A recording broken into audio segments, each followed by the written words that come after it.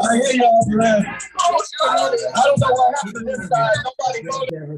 Okay. Okay. All right. Okay. I'm ready as soon as she say ready. She put it in the chat. Okay. And lock the door. Yeah, come on in. And then just like that. I'm gonna put the sign up and sit.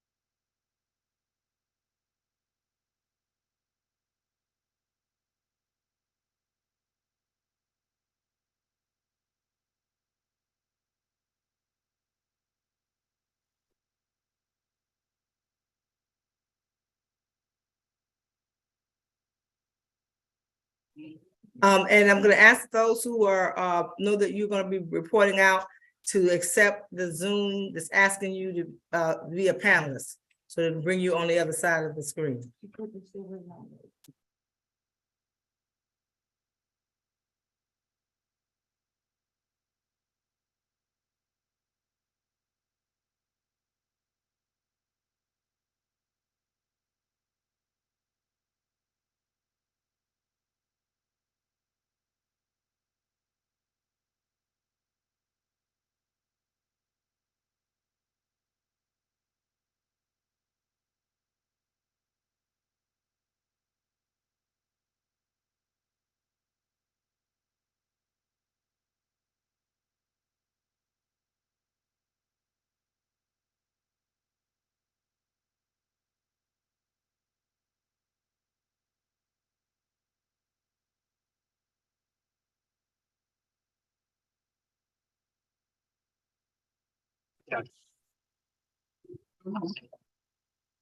Okay.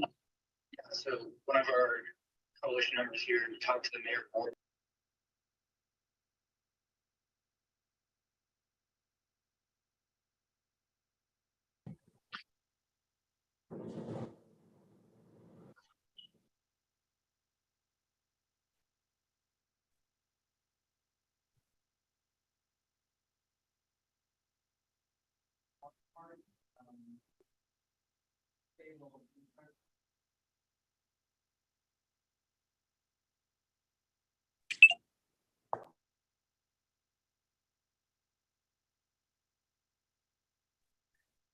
Hello, hello, hello.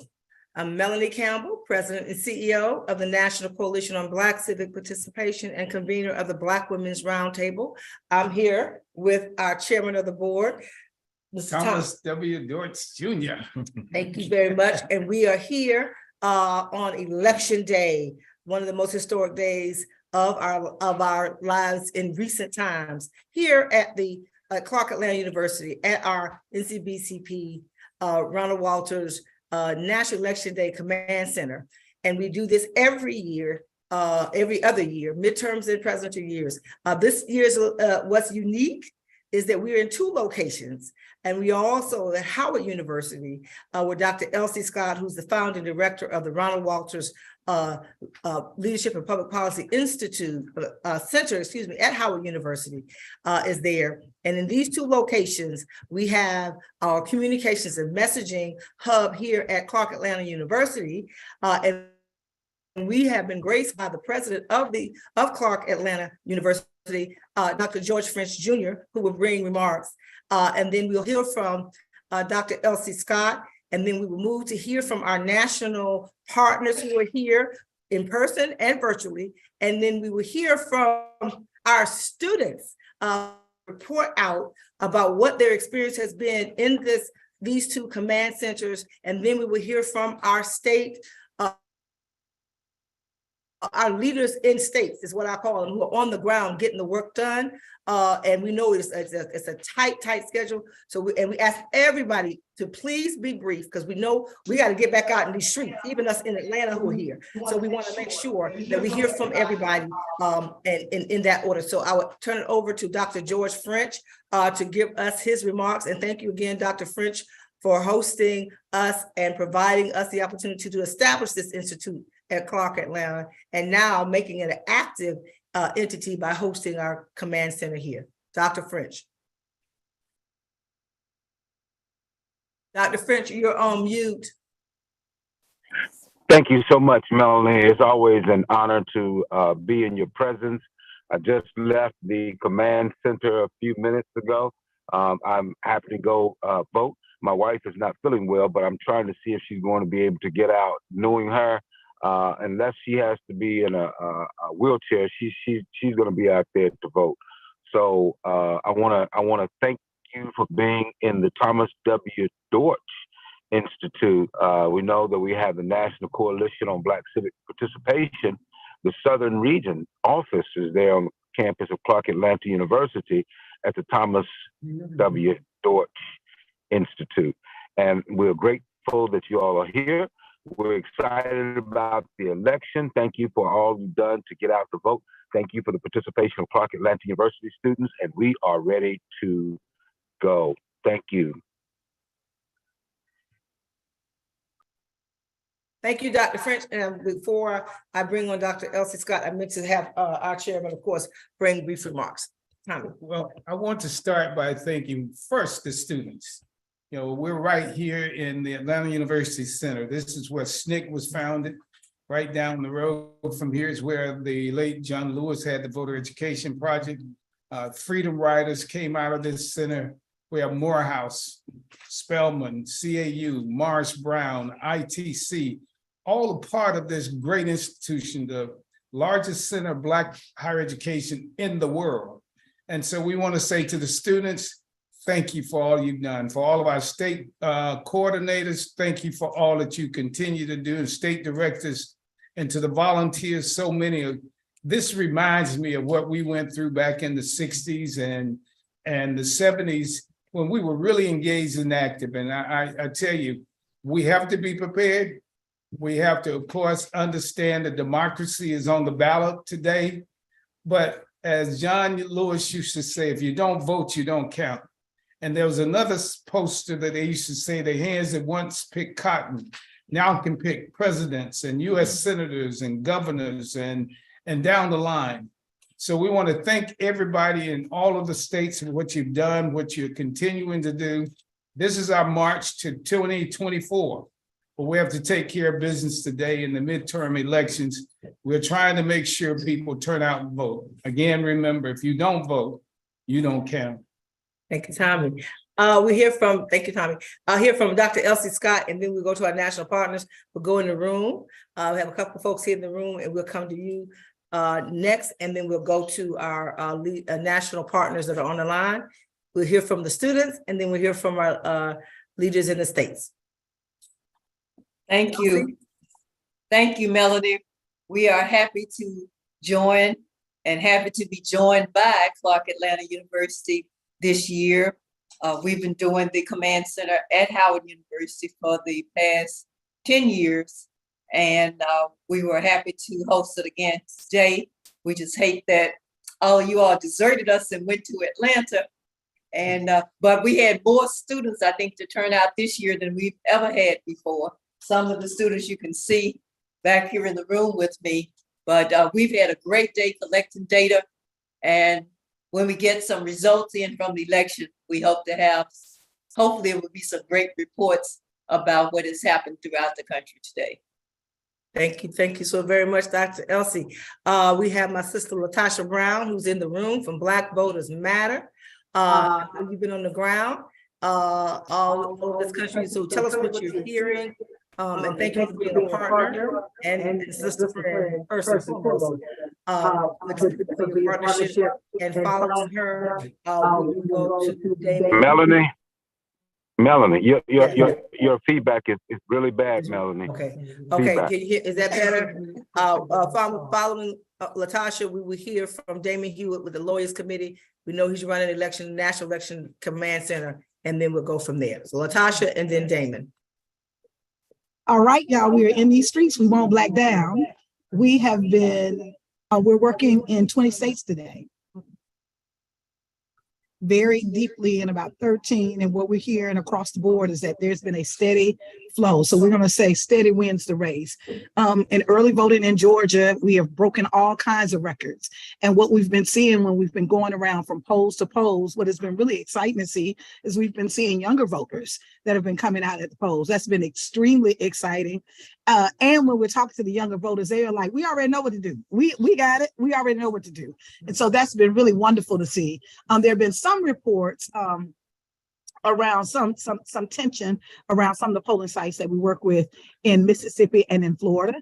We have not gotten those, we have not gotten information about that necessarily happening in Georgia right now. I do want to note that when people say like there's a high voter turnout, a lot of that has been early voting. One of the pieces around in the last election, there were 1.2 million mail-in ballots. And when people ask, well, did the voter suppression piece work? Well, we don't know. We know that in many ways, what it has done is that there's only been 0.2. That means there's only been 200,000 people who have turned in their mail-in ballots, which means there are 1 million people who used the process before. They've not used it now. And so we're hoping that that accounts for some of the folks who have been early voting, but we also know that those barriers have made a difference. I just believe that Black voters have been very determined and committed and resolved to come out and vote. So that's what we've been hearing everywhere we've been going. Even when we've been going down the street, we were doing a U-turn in one parking lot, and we were in the parking lot, and at least 40 people came to the bus and wanted t-shirts and wanted to talk about the election. So there's something that is happening, but it's very calm and steady. And I think that's a good thing. It's a good sign of what we're feeling and what we're seeing. Thank you so very much, Damon. And then we have Joteka Edie with Women, Black Women, and following her will be Michelle Dubois with Values Partnerships. And then we'll again hear from this, and then Cleola Brown is here from APR. Thanks so much, Melanie. Appreciate the partnership with the National Coalition on Black Civic Participation. Folks that may not know this, can't hear you. Can you hear me now? Yeah. You got me? All right. Yeah, so thank you so much, Melanie, for the partnership with the National Coalition. You have been a guide, a luminary, a friend, a client even, you and the organization. So thank you for all that you've been doing. It's not just today, it's not just election season, it's all throughout the year that you do this work, and you do it with so many people on the line here. So just a quick report from what we're seeing through the election protection, voter protection hotline, 866 Our Vote, OURVOTE. We've had thousands of callers today. We have thousands of attorney volunteers as well answering the calls. Some of the top states are Georgia, Texas, Pennsylvania, North Carolina, Florida, Michigan. it's no coincidence. These are places where there are either new laws in place to suppress the vote or some of the wilder tactics going on. Arizona's been one of the ones that we've heard about as well, where there was recent litigation about people having guns, intimidating folks at polling places. We have seen sporadic claims and allegations that are really substantiated for the most part of voter intimidation.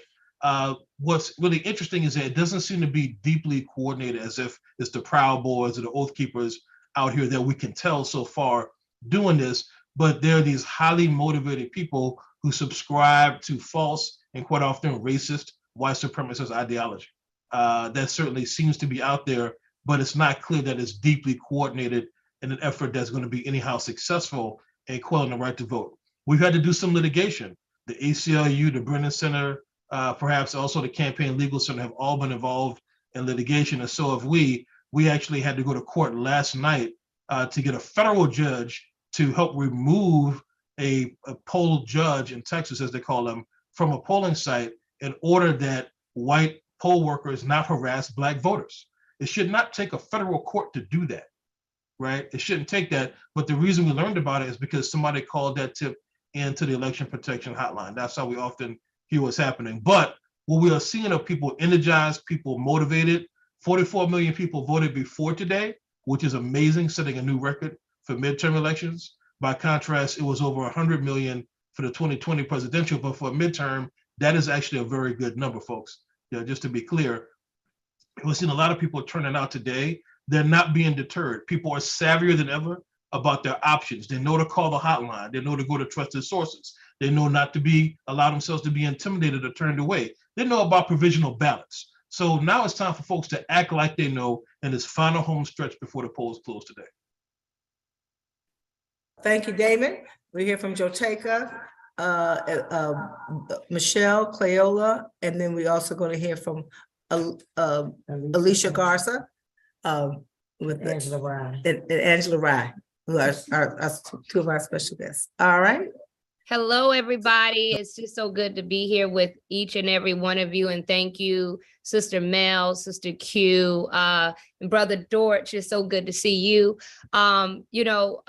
Just as we've been hearing from across the country, I think a couple of takeaways that we have. Number one, pay attention to the people and not the polls. I think that's the most important thing that we could take away. These polls have been misleading. And if we listen to the polls, I think we'll be led astray. So it's more important for us to make sure we're paying attention to the people. And what we know is that there have been record numbers of people voting early, despite voter suppression tactics.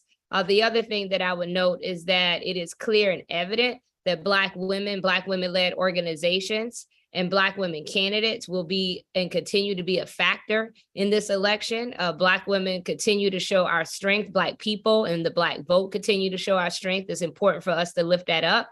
And the third thing that I would say is important for us to implore to all media outlets that they should not call a balance of power or call any election until the polls are closed and until the last person have voted. It's so important that we convey that we continue to push that out to all media outlets. Many of them are ready to try to call these elections, and we know that it can sway, and in some ways it can depress the electorate. And it's important for our media organizations to have integrity, voter integrity in terms of how they're calling these elections. And so those are just some of the key takeaways. The last thing that I would say is that, I think many of the women within the Win with Black Women Network continue to be encouraged. We're encouraged by the powerful number of Black women that are on the ballot this year, up and down the election across the country in more than 44 states across this country. And we continue to be encouraged by Black women-led organizations that are doing the work in community after community and making sure that we exercise our power. Because as our sister Latasha always reminds us, and I was so heartbroken I didn't get a little piece of song today, but maybe we might get it at the end. Whenever she just give us a little bit of song, but to remind us that this is indeed about our power. And we should always remember that our power is our vote. And let us make sure that until the last voter is counted and they cast their vote, that we're not giving up anything, because our power is our vote. Thank you. Thank you, Joteka, Michelle, and then Cleola Brown. Well, it's so good to be with you all on the line today. Michelle Dubois here. I'm so work with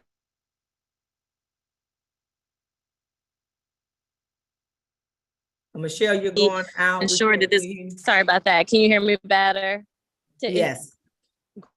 We are so delighted to be partnering with you all to make sure that this most critical election of our lifetime is respected. The process is respected, and our people are able to cast their ballots and to ensure that those ballots are counted.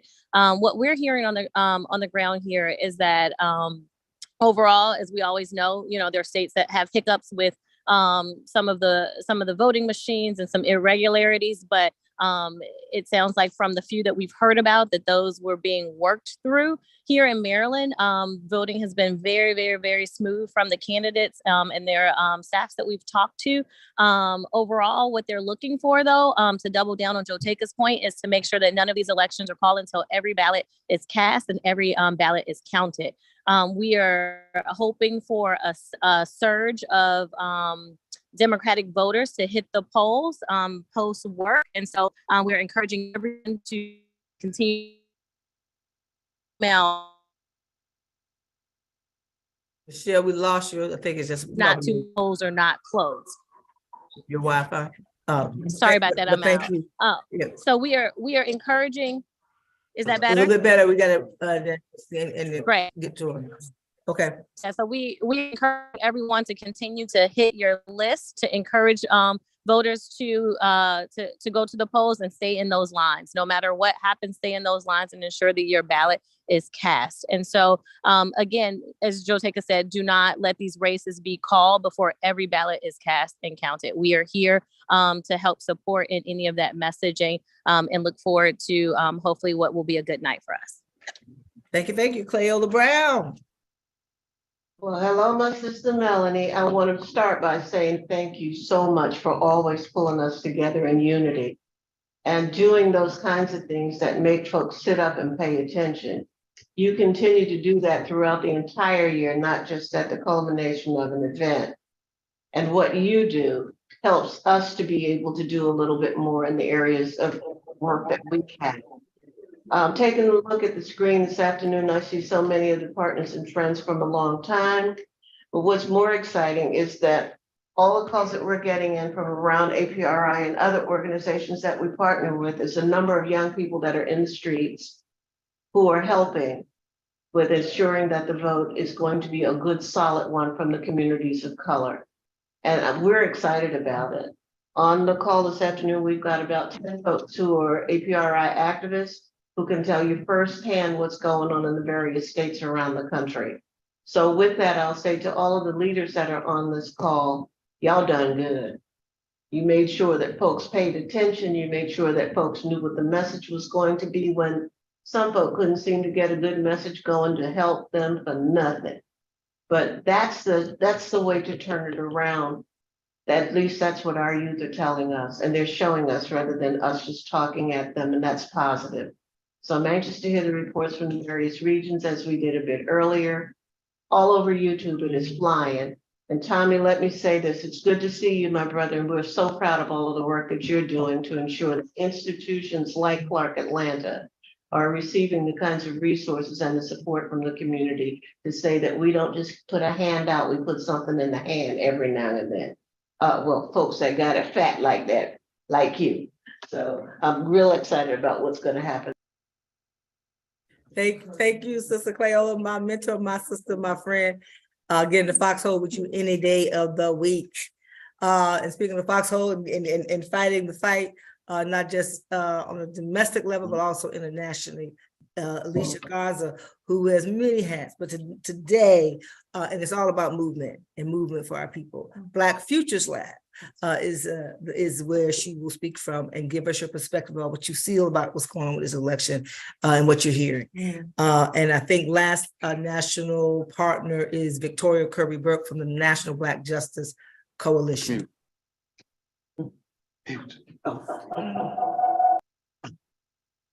Cleola Brown, push mute. Mute. Okay. Well, greetings and thank you so much, Sister Melanie, for always convening us and giving us the light to move to. I'm Alicia Garza here representing Black Futures Lab.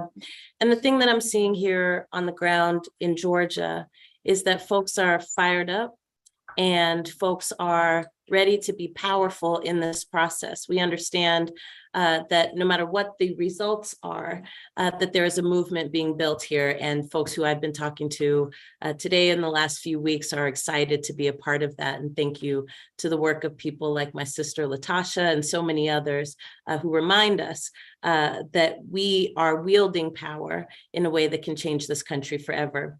I wanted to make sure to also let us know that there are lots of efforts that are happening for the outcomes of today, but also for what we do tomorrow, which is also deeply important. We have the Black Census Project running, which will be the largest survey of Black people in American history when we are completed.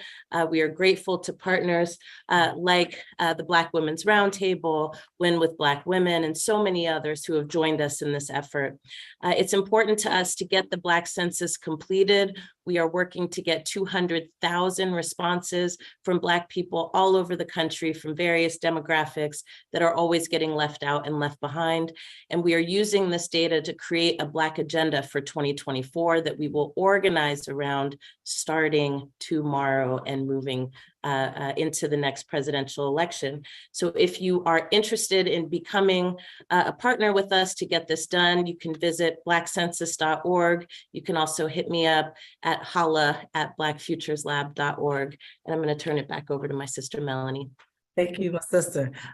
Victoria Kirby-Burke, and then last national partner is Angela Rye. I think that's Impact Strategies. Did I get it right? Yes, I got it right. And then we'll move again here for my students and our state leaders. Victoria, you there still? Awesome. Yep, I'm here. Hey, everyone. Okay, there you go. Hey, everyone. Go ahead, Victoria Kirby York. We can't hear you. Uh-oh. Can you hear me now? No? I hear you yes? now. Okay. Hear you now. Awesome. Thank you, Jotaka. Victoria Kirby York with the National Black Justice Coalition. Excited to be here with our interns at the DC Command Center that Dr. Elsie Scott's holding down with the Ron Wilder Center. Yes. In conversation with some of the Black LGBTQ plus folks around the country through various sources. The main thing that we've heard is similar to what's been shared, that there's momentum and energy, especially amongst young folks throughout the country. We have been sharing some of the feedback that you all shared in our earlier call with colleagues working at the Leadership Conference on Civil and Human Rights that have their own squad looking at voter protection issues. And also with the White House Domestic Policy Council. They're incredibly grateful for this space and the fact that we are all meeting together to get this information. And definitely want to shout out the leadership of Sister Leader Melanie Campbell, whose brilliance helped to coordinate and bring all of our organizations together to share on these platforms. I just wanted to make sure that you all know that the information that you share is so critical and timely to make sure that our communities' votes are counted and voices are heard. As it relates to the LGBTQ community specifically, the thing that we are trying to make sure that people remember, there's a lot of, most Black LGBTQ plus folks live in Black communities. We don't live in neighborhoods. We live near our mamas, sisters, cousins, best friends. Many of us still live in the same communities we went to high school at. And so information about voter identification for transgender and non-binary voters is incredibly important in the Black press, especially, and at Black community events, because that's where our people are. Folks need to know that regardless of the rules of identification, that they can cast provisional ballots. And that if they know they have proper identification, if they experience discrimination or intimidation at the polling place, that their rights are protected and that they know about all of the resources. All of our groups are connected to 1-866 Our Vote, that they know about options with local FBI field offices and with the Department of Justice Office of Civil Rights, and to not be dismayed by experiences of past discrimination and stigma at polling places, that 364 days of the year, they might not be treated the most, affirmed or welcome. But it's important that they know on election day, their right to vote is protected. They need to show up and show out. Those are the messages that we've been trying to share with our partners and that they've been sharing with members of our communities, specifically Black led organizations focused on our community. And that I hope that your organizations will also share, because many of our members are part of your groups. We're more likely to engage with Black civic participation groups than we are LGBTQ groups because racism, right? So want to make sure that you all have that information and are also sharing it, because those votes count and matter too when it comes to making sure that the people that represent all of our interests, all of Black America's interests, are elected and able to accurately represent all of us following these elections. So.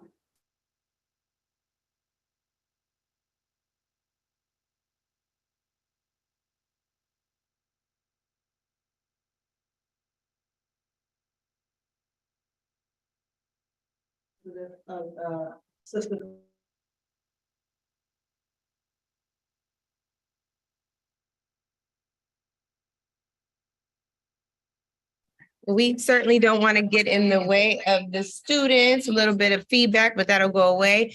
You all are hearing the doors chiming because our time is now. And so we just want to encourage you. We just want to encourage you to use every bit of strength you have to get out there and vote. Thank you so much to every one of you all who are foot soldiers in the movement, encouraging people with your words, with your prayers.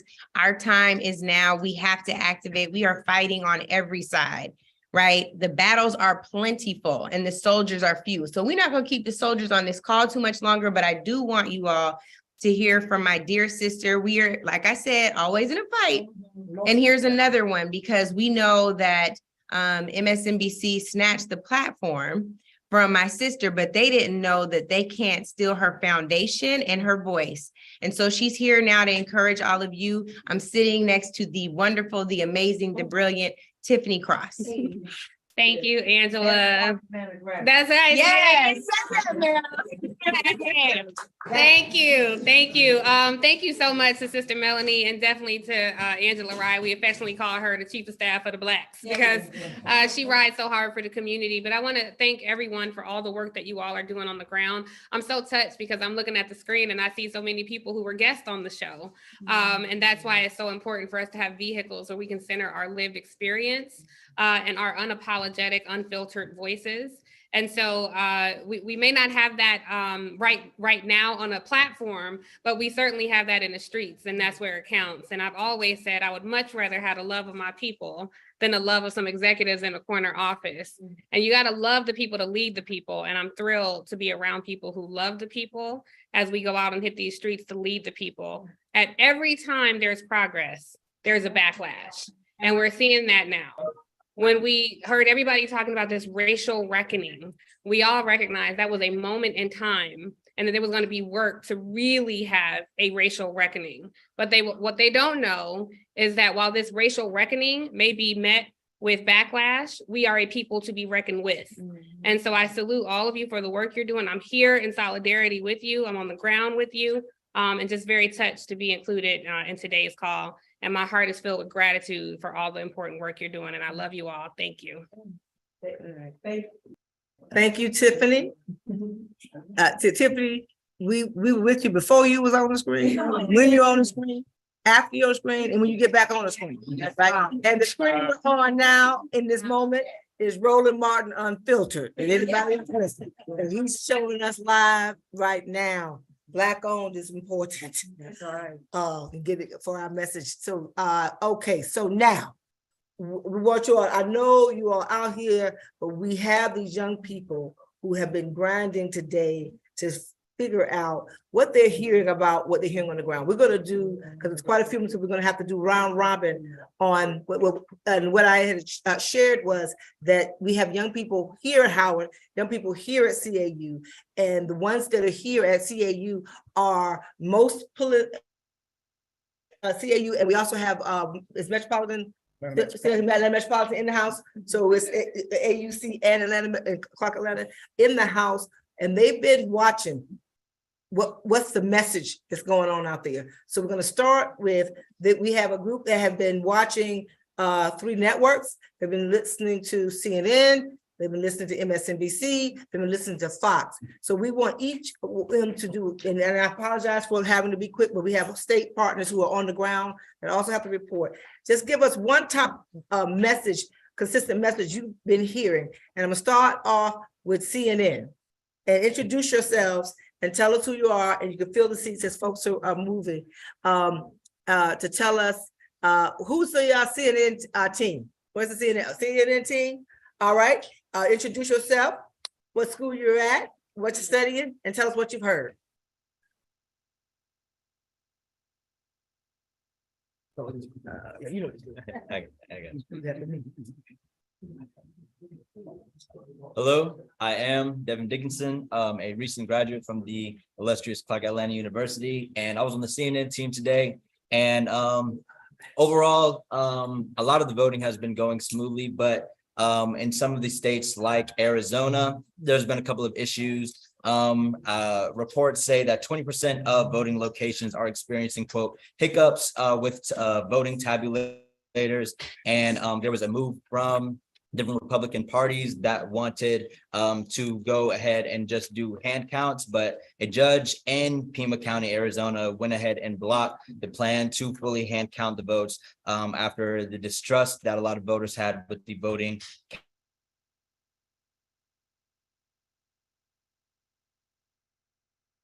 And they're likely inaccurate. So it is good that there is an increased number of people, especially young people, that are voting, but that can bring a lot of different issues when it comes to technology, because like Miss Melanie said, you know, technology is great when it works for you. But yeah, it's good that a lot of people are getting out and voting, because a voteless people is a hopeless people. Thank you. Next CNN, who else was listening to CNN? Is that Alexandria? Is she? Okay, no problem. All right, we'll move to MSNBC. Who was watching MSNBC? Hi, yes, quickly, good evening, everyone. I am Darian Richards, a sophomore business marketing major from Clark Atlanta University. In my studies or in my research, I've found, as we talk about controlling the narrative, there's been a lack of conversation for the extensive amounts of voter intimidation going on across the board, as we've seen in specifically, Pennsylvania, Arizona, Texas, things of that nature, where polling places are being actively, I'll say, not harassed, but intimidated. There's been a wide network of miscommunication also through social media, as candidates or representatives of either party have been expelling false information about the waiting times for polling places. Relatively speaking, in Georgia and Nevada, there are low wait times as opposed to counties in Pennsylvania. Cobb County and Lorenz County have solved their issues of tabulatory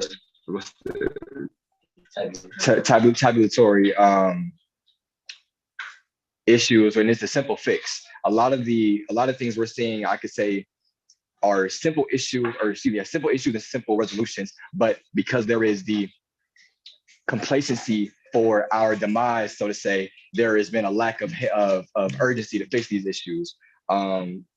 Quickly, again, I don't want to ramble, I understand we are pressed on time. And continuing with controlling the narrative, recently there's been a Russian hack on voting websites and polling websites. And just yesterday, a billionaire, I'm going to butcher this name, but Yevgeny Prigozhin said that Russia has, and we are this is the quote, "We have interfered and we are interfering. We will continue to interfere carefully, accurately, and surgically as we do in our own way, as we know how to do." So I just call that as we bring attention to the hand that every aspect in every organization will play in this election, as we have to protect our votes, as we protect our rights, not just at the polling stations, but going further than that through cybersecurity as well.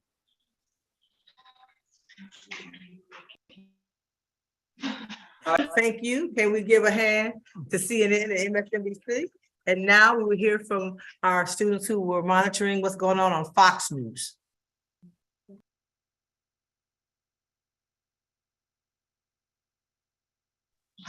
Hi, my name is Keenan Thompson. I'm a junior criminal justice major at the illustrious Clark Atlanta University. Earlier today, Florida did not allow poll monitors in their counties under the DeSantis administration after warning Biden that federal poll monitors are not permitted inside under Florida law. In response, Florida's governor's office will send out their own poll monitors. And in Detroit, Michigan, they have decided to move mail-in vote counters away from the window. They have decided to do this due to the 2020 elections where Trump supporters heckled counters by saying, "Stop the count."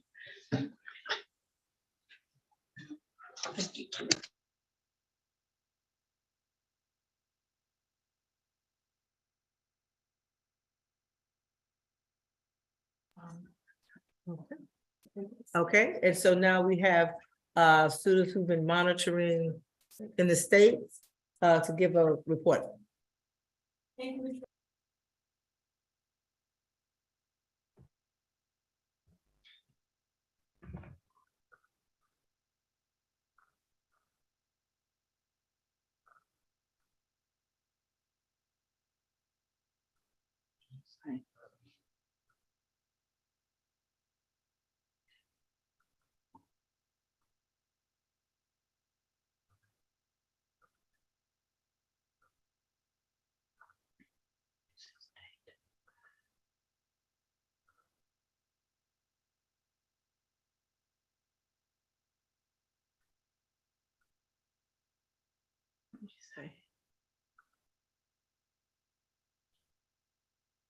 Yes.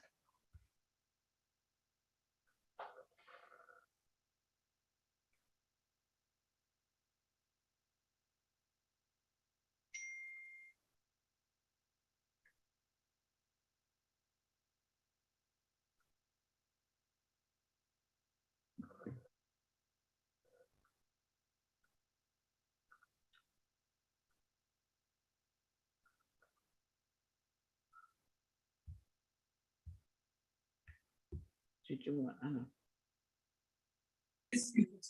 Just use the phone? Okay.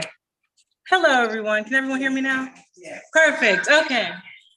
My name is Deja Johnson. I am a senior political science major at the illustrious Clark Atlanta University. I found a very interesting story today in Georgia. The Atlanta Journal-Constitution reported that 2 Johns Creek poll workers were fired from working at the OC Library polling location about 15 minutes before polls opened this morning. Fulton County election officials said that the poll workers and her son were relieved from their duties due to questionable social media posts. We have since learned that those posts consisted of pictures of them participating in the January 6th insurrection. A since-deleted Facebook post appears to show the woman outside the U.S. Capitol during the January 6th insurrection with caption, "I stood up for what was right today in Washington, D.C. This election was a sham and Mike Pence is a traitor." Since this morning, we have seen that the polls have been super smooth and on election day across the state with super low wait times ranging from 3 to 10 minutes, which is wonderful to hear after Georgia's record-breaking early vote turnout of almost 2.5 million voters on top of a surge of young and Black voters on election day. So I'm going to pass it over to Dominique Campbell, and she's going to give you the report for Michigan. Hi, I'm Dominique Campbell. I am a transfer from Clark Atlanta, but I go to Atlanta Metro. I'm a senior, and my major is business administration. I actually covered a story about Michigan, and what I learned was that the lawyers, the doctors, and the GOP officials laid out their strategies, and they said if there's a close election is going to be up to us to fix it. The Michigan Group has counterparts around the country. Since the 2020 election, activists have rallied behind Donald J. Trump claims about triggered and rigged elections and set out to find evidence to prove their theories and change the system. They have staked out ballot drop boxes and recruited thousands of volunteers to mentor voting in the midterm election and field legal challenges. With that, it's just really about, like, yes, there is a lot of voters, but there's a lot more intimidation these days. So we really have to stick together and just make sure we're getting out there as a group and making each other feel comfortable enough to vote. So vote. Thank you, thank you.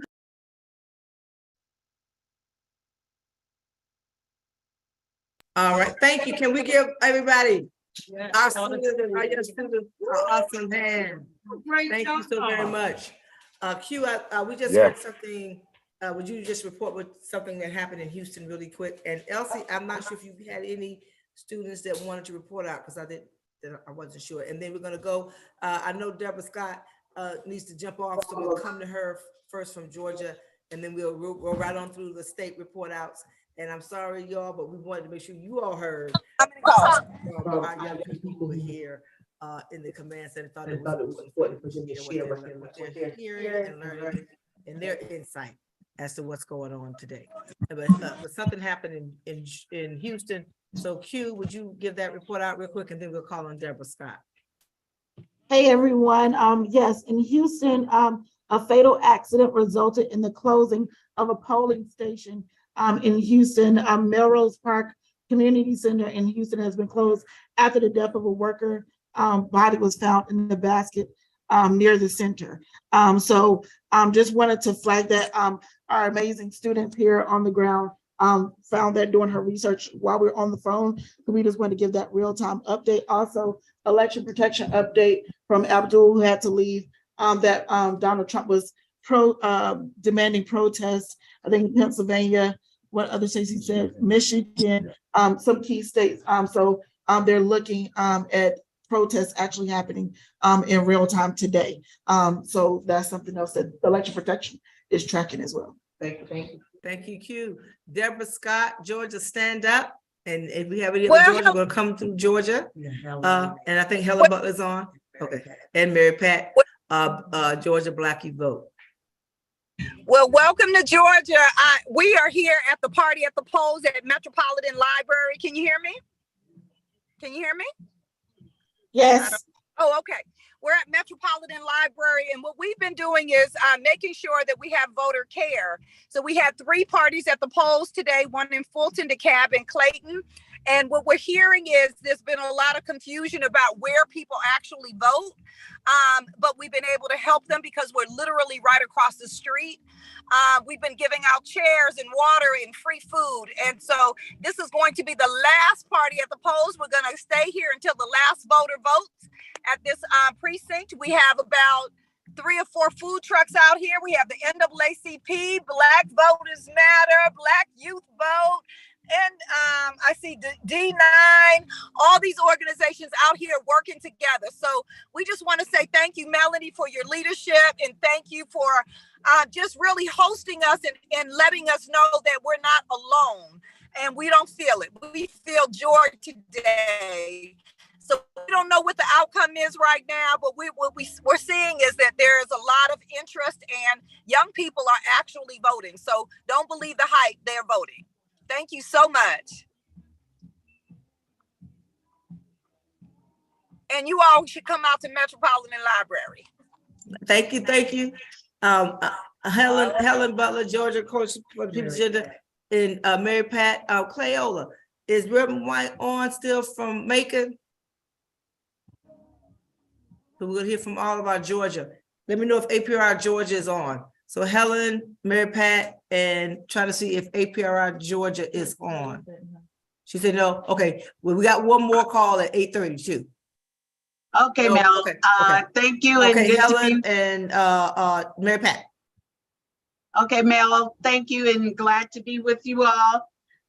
We've been doing a lot of rides to the polls.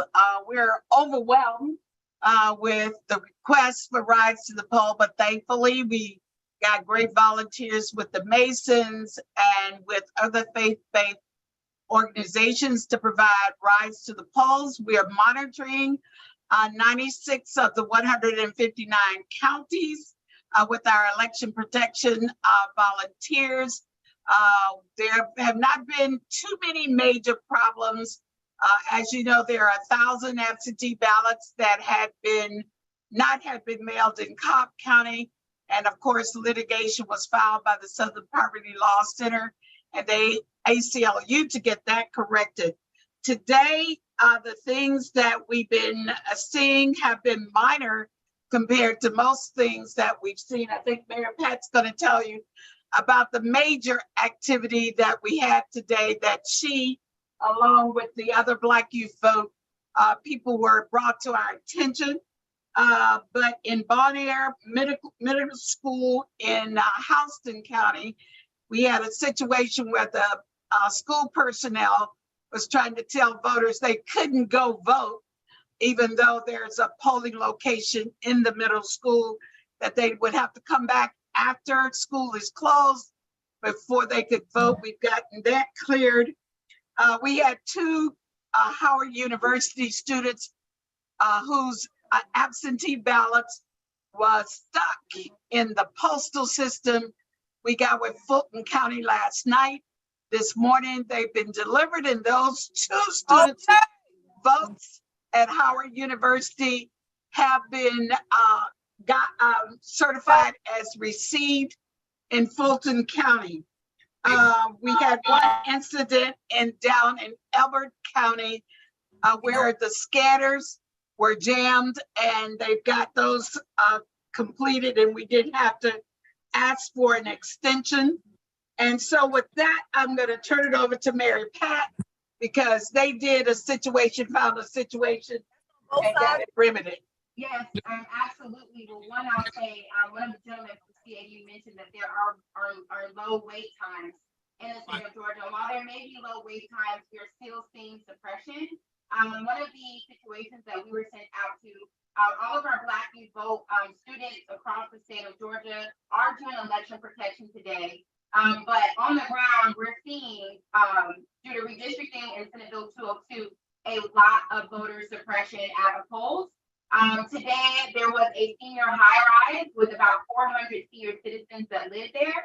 They've been voting at a polling location directly across the street from them, which is downtown, a little near the King Center area, if you're familiar with that area, like Sweet Auburn.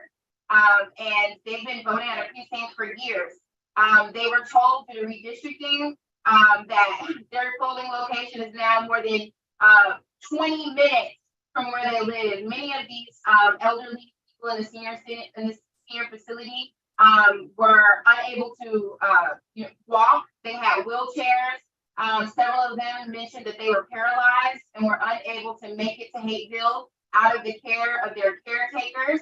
But thanks to the work of our extremely dedicated election protection volunteers that stayed with them for hours, reached out to our hotline, contacted Mrs. Helen, who immediately got on the phone with Fulton County. We were able to make sure that those senior citizens inside of that high rise were indeed able to vote at that polling location. It took some time, but we refused to allow them to suppress their vote. And while that happened in Fulton County, we understand that due to Senate Bill 202 and redistricting, things like this are happening all across the state of Georgia. And I just want to say the only other issue we've had come up recently is that a lot of people are showing up at advanced voting locations that are no longer available and thinking that's the place they need to vote. East Point, and then where Deborah is at Metropolitan, and of course in DeKalb County at the mall. So we have people directing them to that correct polling location. In fact, two of our drivers had to take people to their actual polling location so that they could be able to vote because they wouldn't be able to get there if they hadn't received the assistance of our rides. So that's what's happening on the ground. as of right now. Thank you so much, Helen. Somebody cut that so I can get the echo out. We're gonna hear from Pennsylvania. Hello. Is that Pittsburgh? Yeah, okay, yeah, I didn't do it myself. Hi, I'm here. Sorry about that. I got muted. It's all good. Clay, is Richard Womack Jr. still here from Pennsylvania? We're gonna go to Pennsylvania and we're gonna come back to, got a note and definitely was, did not realize National Black Justice Coalition has interns who have a report. So we'll do Pennsylvania and then we'll come to you, young ladies. So just hold on there, okay? So Richard Womack Jr. from Philadelphia, are you still there? He must have made it. I don't see him listed, but we've got Okay, Lena. Clay, I can't hear you. Okay, I don't know. Oh, sorry. He was there. Yeah, he was there. Okay, if he can get back on, let's see if he could join back, we'll pull him back up. I know we have Reverend Dr. Judith Moore in Pittsburgh. So if he could join back, we'll pull him on to tell us. I don't know if anybody else is here in Pennsylvania, if Tiffany is on. If he could jump back on, we'll put him back on to tell us what's going on. Okay, Lee Redmond is on. Pittsburgh, Mon Valley. Yes, ma'am. Thank you so much for the opportunity. As I reported earlier, we had a fight to break out in one of our voting locations, which was a predominantly white community. We had 4,400 mail-in ballots that were incorrect or incomplete, and many of them were in the Black community. So they've been scrambling, trying to make that correction with them. There's been floods and floods and floods of misinformation that's being poured out in Pittsburgh. One of the polling location was inefficient, had inefficient access for handicap ramps. And so some of those persons had to be personally assisted so that they could get inside the doors to even go and to cast their votes. What I am hearing is that there are more young people, I'm excited, who are turning out to vote. So that's exciting, and that's kind of new, especially for this type of voting situation. And one of the other situations we had, at one of our poll monitors, who happens to be gay, was approached by someone, and they stated some very unkind remarks to him, to the place where he felt uncomfortable, and also made a statement about the only Black woman who's running for Congress, made a statement about her sexual preference. But I understand that a committee chair approached her and shut it down. Not sure, the after effects of what that looks like, but that's what's happening. And the last thing, I've been voting at the same place, poll location, voting poll, for the last 40 years. And this year, this particular poll worker tried to question me assisting my physically challenged husband. So we know that didn't go anywhere. And then one of the workers who knew us for many years stepped in and said she always helps him. So that's the latest and the greatest. The lines are not overwhelmingly long, but they are consistently moving and people are continually showing up. That concludes my report, Ms. Campbell.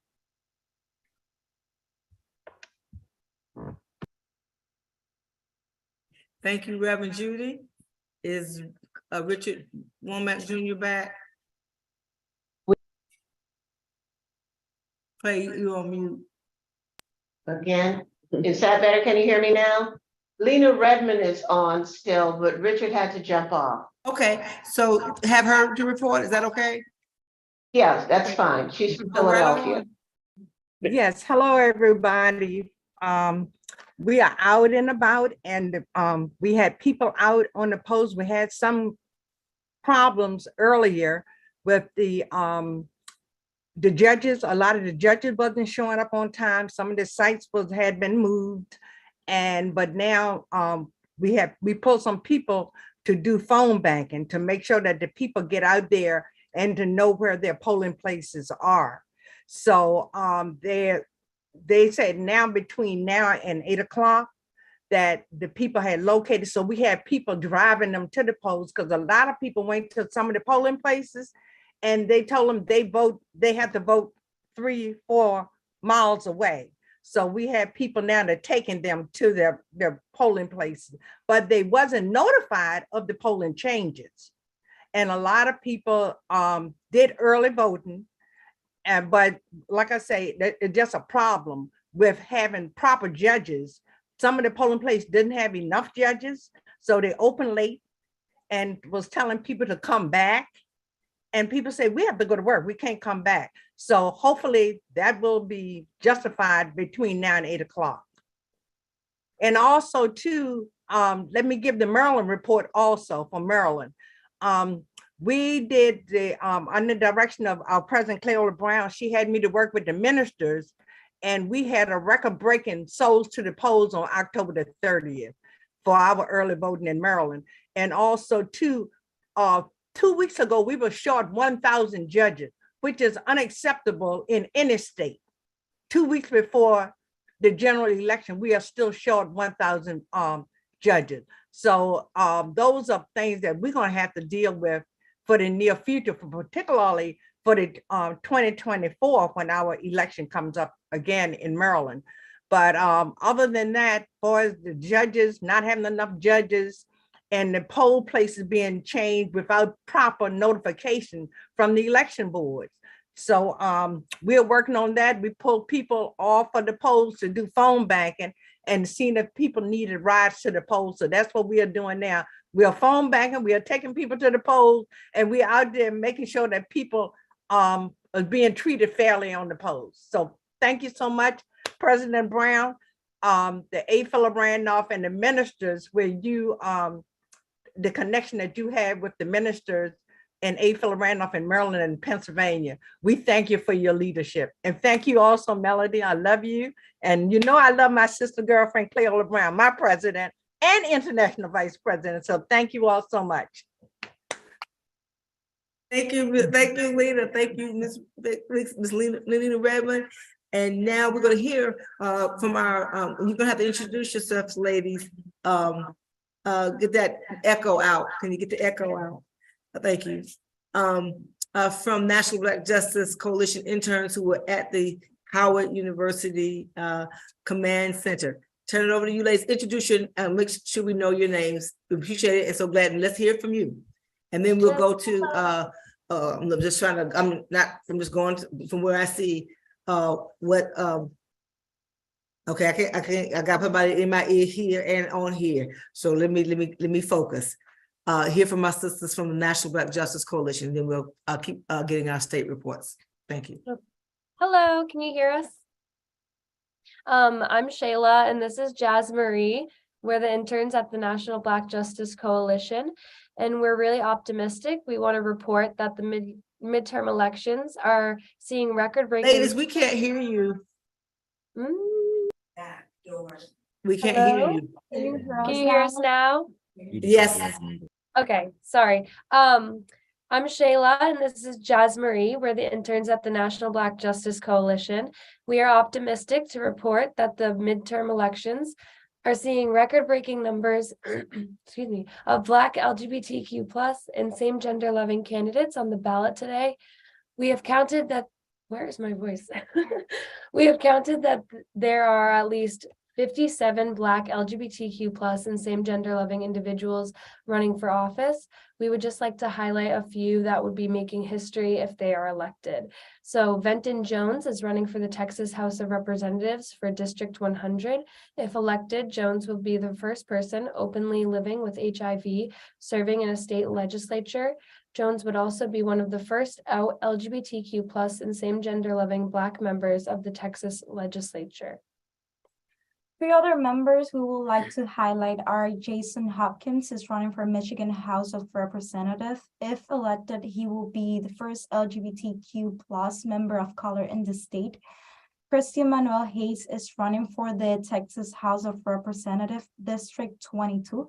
If elected, he will be joining Benton Jones in becoming one of the first Black LGBTQ members in this position. And lastly, we have Eric Russell running for Connecticut treasurer. If elected, he will be the first Black LGBTQ plus statewide elected official in the US. We're really excited to see the outcomes for this midterm elections.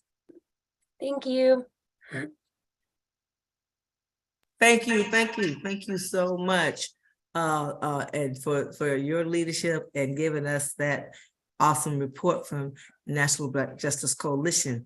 I see at the top of my screen, that's how I'm going to do it now, because it's quite a few of y'all on here.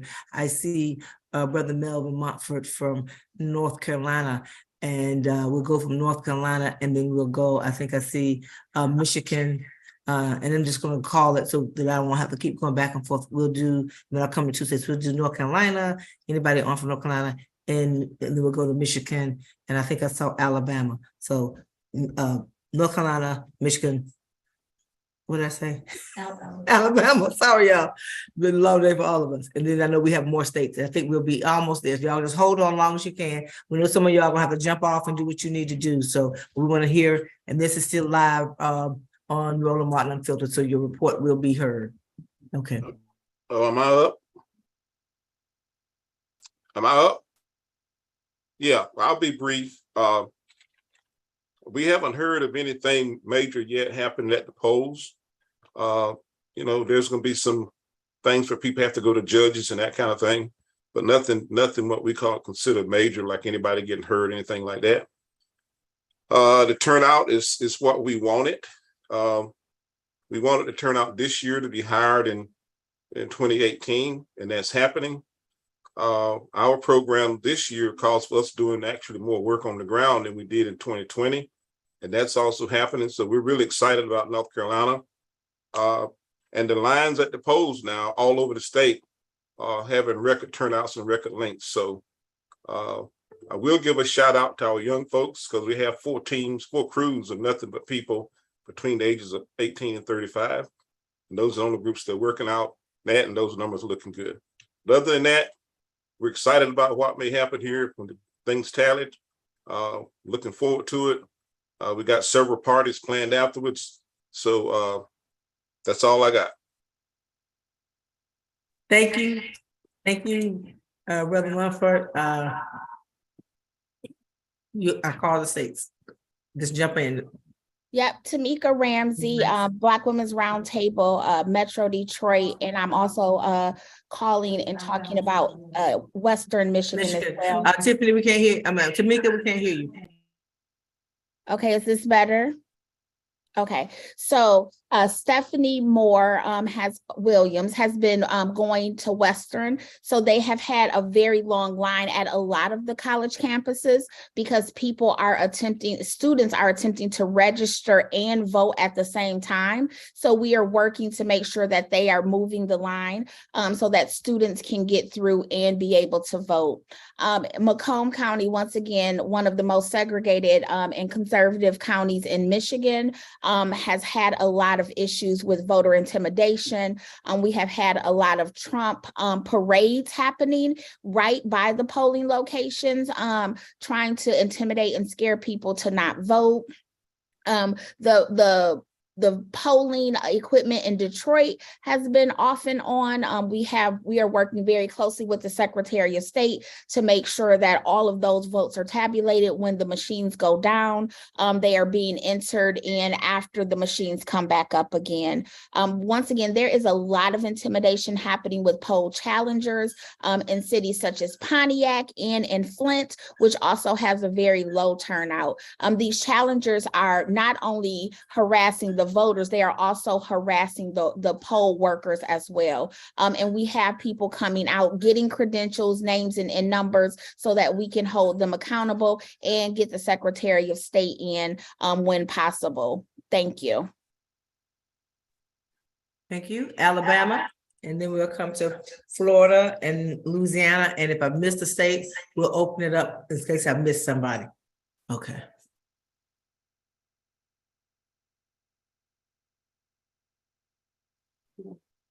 I thought I saw Sheila Tyson.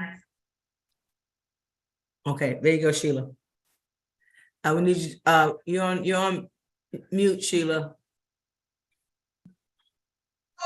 Hey y'all, I'm sorry. I was here with Congresswoman Sewell.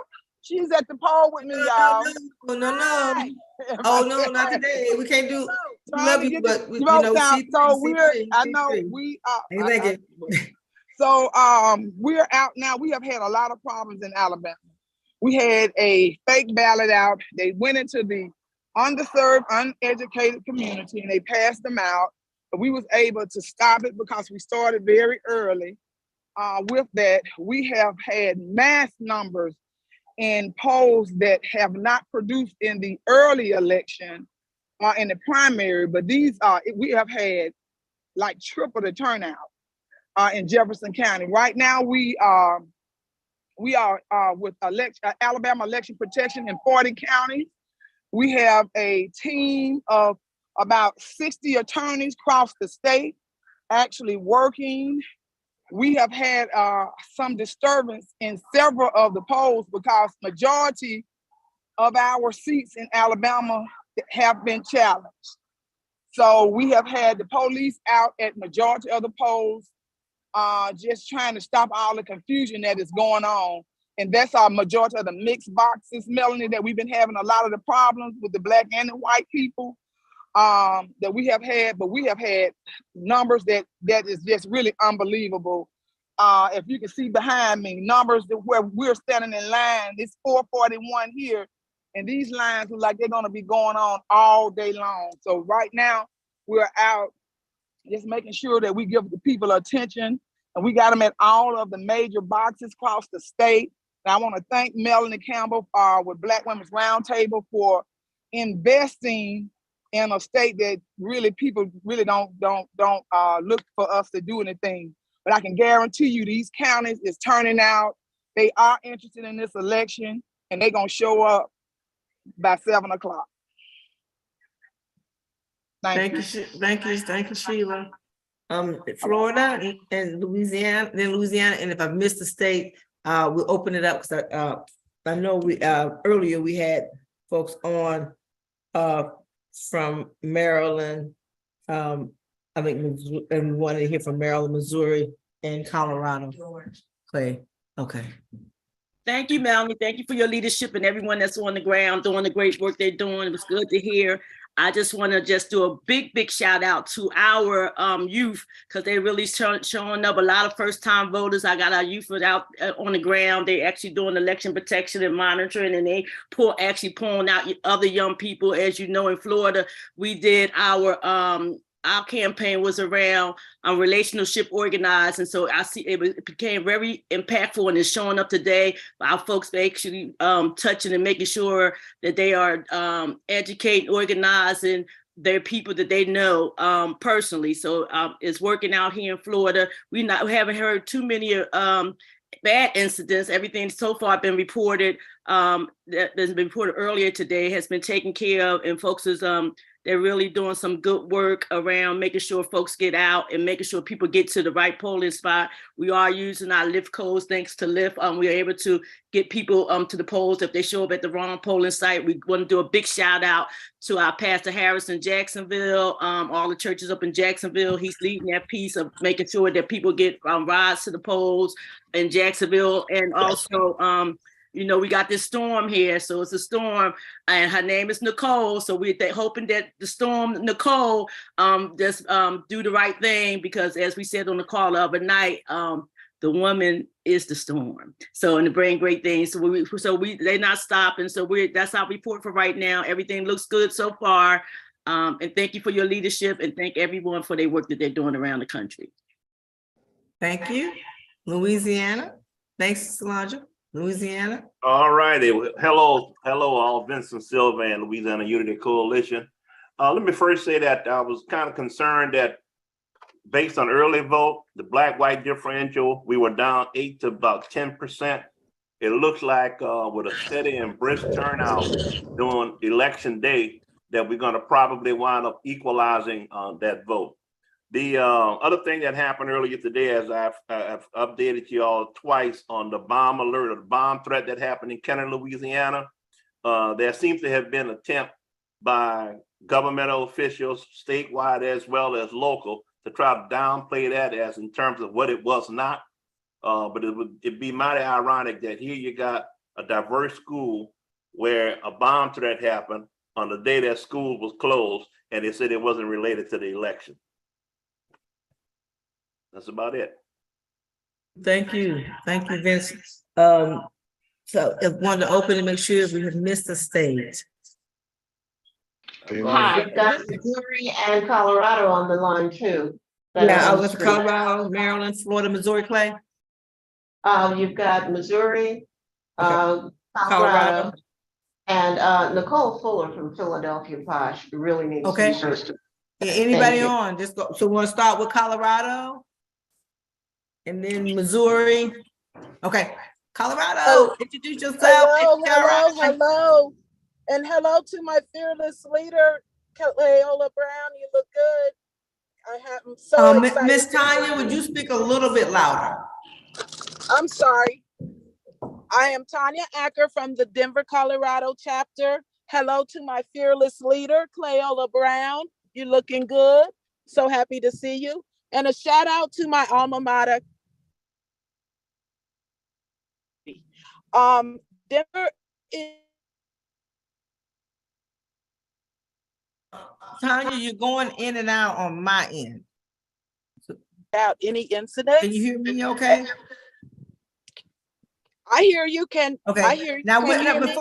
Now you say alma mater, CAU or Howard? CAU.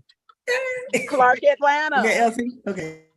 Clark, Atlanta. So go ahead, because it was chopping up a little bit. Okay. I'm sorry. Yeah, Clark, Atlanta is my alma mater. The polls here are, like I was saying, Denver, Colorado is one of the few states with mail-in voting and has for years. We made, as soon as ballots were dropped, we hit the streets to encourage early voting. But there is a steady stream of people. I'm at one of the polls now. I'm checking all the polls, all my people at the polls now. And no incidents to my knowledge, and a steady stream on a beautiful day to vote.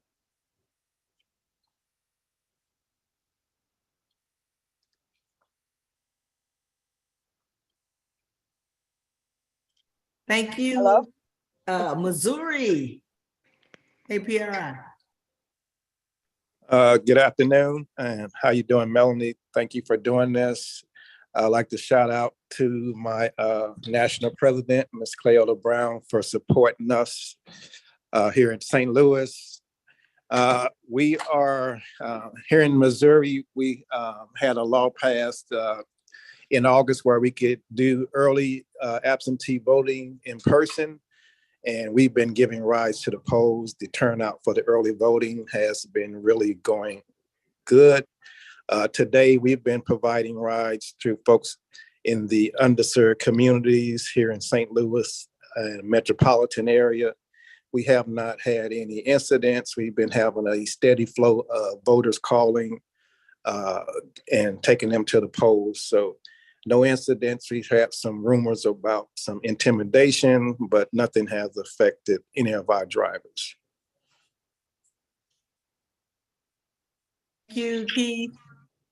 Anyone from Maryland or any other state we missed? So this is Nicole Fuller. I'm with Philadelphia, the APRI chapter there. Hello, President Brown. Glad to be on today. I'm gonna just be very brief. I have to agree with some of the folks that have spoken already. It seems to be a steady flow in Philadelphia as far as folks at the polls. I do know there was a high percentage of folks that did mail-in ballots, but they've reinstituted a security measure because they want to make sure folks aren't voting twice, such as sending a mail-in ballot and then coming to the polls in person.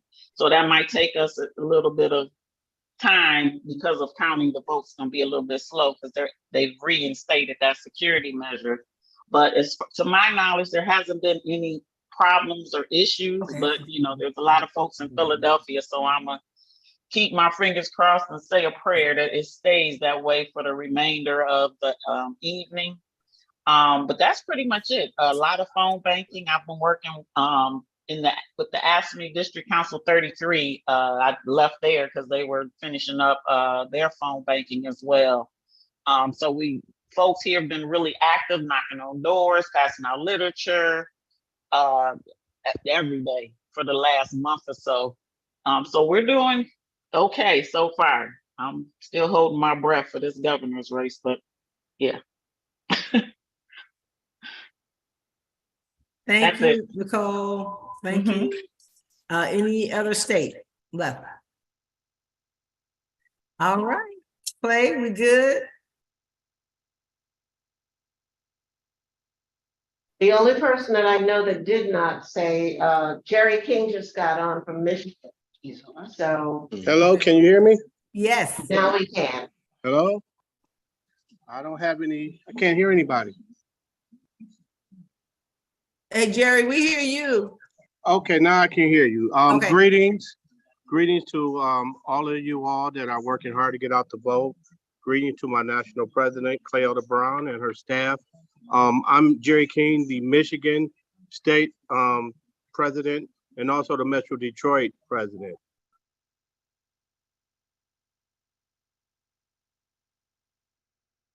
Yeah, you went on mute, Jerry.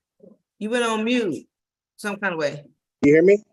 Okay, go ahead. Yeah. Thing that I've gotten, and please excuse my phone. One negative thing that's going on is all my phone banking calls are going out, but the number is leaving is my personal number. The beautiful thing is I know my phones are turning because I'm getting calls back. It's interrupted while I'm on this call. The one consistent thing is that the new voters are coming out and voting. People that have never voted, you know, young voters, they're coming out. There's a consistent stream of traffic at all of the voting locations that I've been to today. I haven't seen any big problems that people were not able to work out, but I have heard there later on this evening, but right now we're doing voter protection across the state, and hope you guys didn't break off again, but we're looking forward to being able to showcase the numbers and the activities to get out the vote here in Michigan. But so far, things are being good. They haven't reported any major to date right now from where I've been able to capture. Thank you, Jerry. And what I heard, because it was chopping in and out, so I heard you say that the turnout is going really well. Yes, I mean a whole lot of issues. Well, on the news they say that there's about but folks are showing up and showing out. People are showing up, but they're saying drumbeat is going today. Right, they're saying a million thank people you. haven't showed up. We appreciate everybody. We know you got to get back out there and close out the last few hours of polling places being open. So we will have one last call for those who can make it at 8:30 for the last media call at 8:30 for those who can join us.